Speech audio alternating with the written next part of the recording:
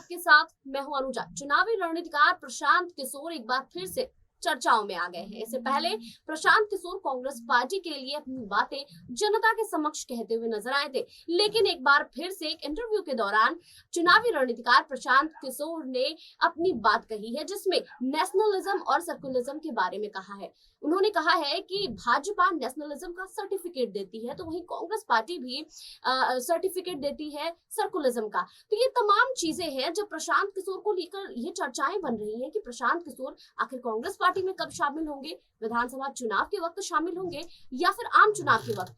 उस बीच प्रशांत किशोर का इस तरह का बयान आना ये किस तरफ इशारा करता है, इन्हीं तमाम मुद्दों पर हमारे साथ विशेष बातचीत करने के लिए हमारी गेस्ट पैनलिस्ट नेहा हमारे साथ जुड़ रही हैं।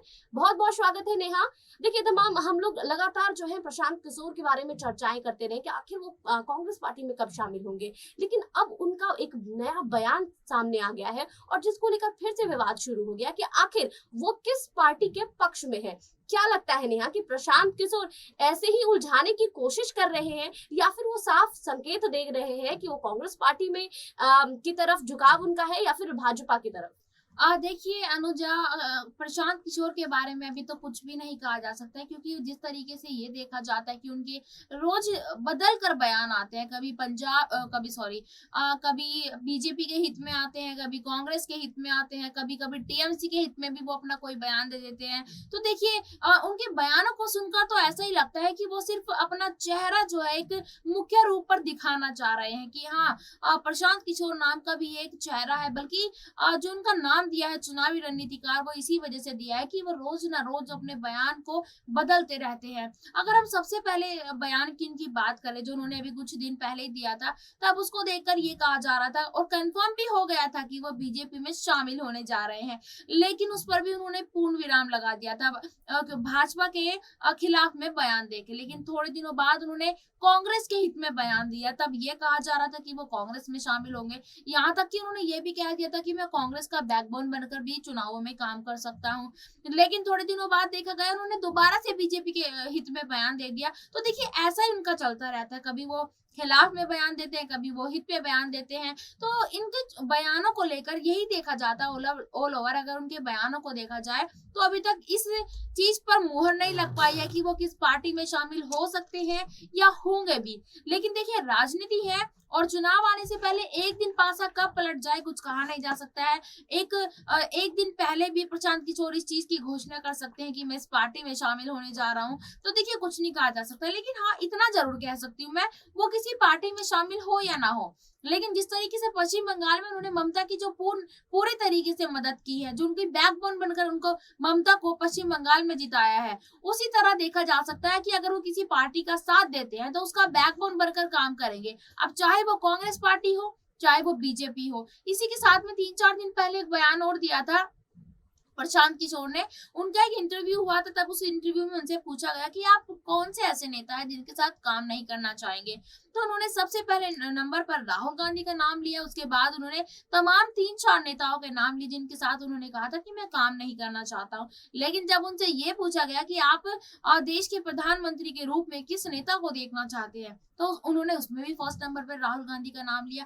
तो देखिए, उनको कहीं ना कहीं ये लगता है कि कांग्रेस पार्टी पूरा अभी भी स्थिर रूप से जमी हुई है, मतलब कि कांग्रेस पार्टी के हाथ में अभी भी बहुत सारी कमान है। तो कहीं ना कहीं इसी वजह से उन्होंने राहुल गांधी का नाम लिया कि देश के प्रधानमंत्री बनने के जो गुण है वो राहुल गांधी के अंदर पूरे तरीके से है। देखिए, प्रशांत किशोर को लेकर चर्चाएं ये भी रही हैं कि वो कांग्रेस पार्टी में शामिल होंगे। फिर एक खबर आई थी कि प्रशांत किशोर जो है वो आम चुनाव जब होंगे, 2024 में आम चुनाव है, उस वक्त कांग्रेस पार्टी में शामिल होंगे विधानसभा चुनाव के बाद। लेकिन उसके बाद प्रशांत किशोर, जैसा मेरा सवाल है नेहा आपसे, यही सवाल है कि अगर कांग्रेस पार्टी में प्रशांत किशोर शामिल होते हैं तो इससे तो सीधा झटका ममता बनर्जी को लगेगा। क्या ममता बनर्जी को धोखा दे देंगे प्रशांत किशोर?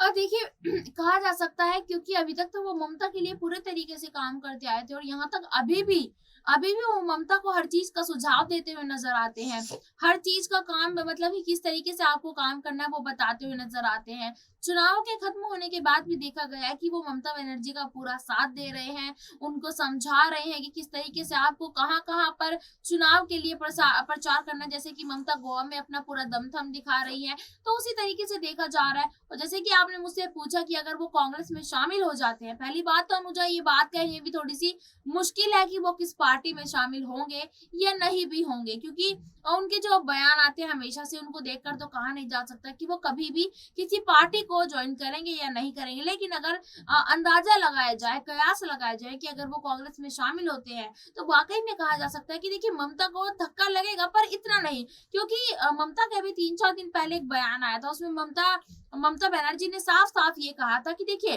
विपक्षी पार्टी की मुखिया जो है वो तो मुझे बनना है, लेकिन मैं कांग्रेस को साफ-साफ न्योता देती हूँ कि आपको अगर बीजेपी को पूर्ण तरीके से हराना है इन विधानसभा चुनाव में, तो आप आकर मेरे साथ भी शामिल हो सकते हैं। तो उनके इस बयान के देखने के बाद लग रहा है कि ममता मतलब कांग्रेस से नाराज नहीं है, जितना नाराज वो बीजेपी से दिखती नजर आ रही है। देखिए ममता बनर्जी से पहले जब दिल्ली में बैठक कर रही थी, उस वक्त उनका एक बयान काफी सुर्खियां बटोर रहा था। उस वक्त ये कहती हुई दिखी थी कि ममता बनर्जी ने कहा था कि जब भी वो दिल्ली आएंगी तो जरूरी नहीं है कि वो सोनिया गांधी से मिलेंगी। उसके बाद से ये बातें भी सामने आने लगी थी कि ममता बनर्जी विपक्ष का सबसे मजबूत चेहरा बनना चाहती है। हालांकि ममता बनर्जी को कई पार्टियों का समर्थन यहाँ पर प्राप्त नहीं हुआ।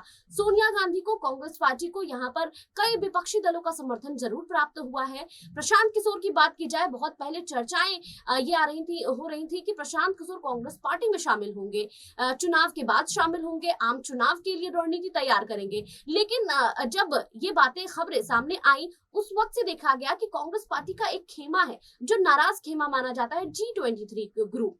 उनके कई वरिष्ठ नेता इससे अपनी नाराजगी जाहिर किए थे और ये कहते हुए दिखे थे कि उनकी बातों को नहीं सुना जाएगा, उनकी बातों को इग्नोर किया जाएगा। और यही रीजन रहा था कि प्रशांत किशोर कांग्रेस पार्टी में नहीं शामिल हो सके थे। लेकिन क्या लगता है नेहा कि प्रशांत किशोर कांग्रेस पार्टी में शामिल होंगे तो इसके लिए कोई बड़ी डिमांड तो उनकी जरूर होगी। क्या वो डिमांड उनकी पूरी नहीं हुई कांग्रेस पार्टी में, इसी वजह से वो शामिल नहीं हुए? कहा जा सकता है, क्योंकि प्रशांत किशोर तो चलिए बात की बात है, लेकिन जितने भी मंत्री हैं, जितने भी बड़े नेता हैं, जितने भी वरिष्ठ नेता है, यही देखा जाता है कि अगर वो अपनी पार्टी छोड़ते हैं तो किसी ना किसी नाराजगी की वजह से छोड़ते हैं। अगर हम पंजाब की बात करें तो नवजोत सिंह सिद्धू ने जो इस्तीफा दिया था, जो कि अब मंजूर हो चुका है, वो भी उनकी जो फरमाइश थी, उनकी जो बड़ी बड़ी फरमाइश थी, उनको ना मानने की वजह से उन्होंने इस्तीफा दिया था। और अगर हम बात करें कि G23 के मतलब गुलाम नबी आजाद के जो करीब 20 नेताओं ने 22 नेताओं ने जो इस्तीफा दिया था अभी कुछ ही दिन पहले, और उसमें से 4 की तो मंजूरी भी हो गई है, उसमें भी देखा गया था कि उनकी भी कुछ ना कुछ अपनी फरमाइश थी, उनकी भी ये कुछ कहना था कि हमारी इन बातों को माना जाए। लेकिन यही वजह रही कि उनकी बातों को नहीं माना गया और उनको इस्तीफा देना पड़ा। तो देखिए मैं कह सकती हूँ कि ऐसा हो सकता है, देखिए ऐसा कोई कंफर्मेशन नहीं है, लेकिन हम ऐसे कयास लगा रहे हैं कि ऐसा हो सकता है कि अगर प्रशांत किशोर कांग्रेस में शामिल नहीं हुए तो कुछ ना कुछ उनकी बात रही होगी कि जो उनकी बात नहीं मानी गई होगी, कुछ ऐसी फरमाइश रही होगी, पार्टी आलाकमान ने उनके फरमाइश को नहीं माना होगा, तो इसी वजह से जो बातें बीच में बननी शुरू हो गई थी, ऐसी कह सकते हैं कि अफवाहें बन रही थी कि वो कांग्रेस पार्टी में शामिल होने जा रहे हैं या होने वाले हैं, तो इसी वजह से ये बातें बंद हो गई और इन सब बातों पर पूर्ण विराम रखता हुआ नजर आ गया। देखिए प्रशांत किशोर कांग्रेस पार्टी में शामिल होंगे या नहीं, इस पर अभी भी संशय बना हुआ है। लेकिन प्रशांत किशोर इस बीच अपने कई बयान भी जारी कर रहे हैं जनता के समक्ष।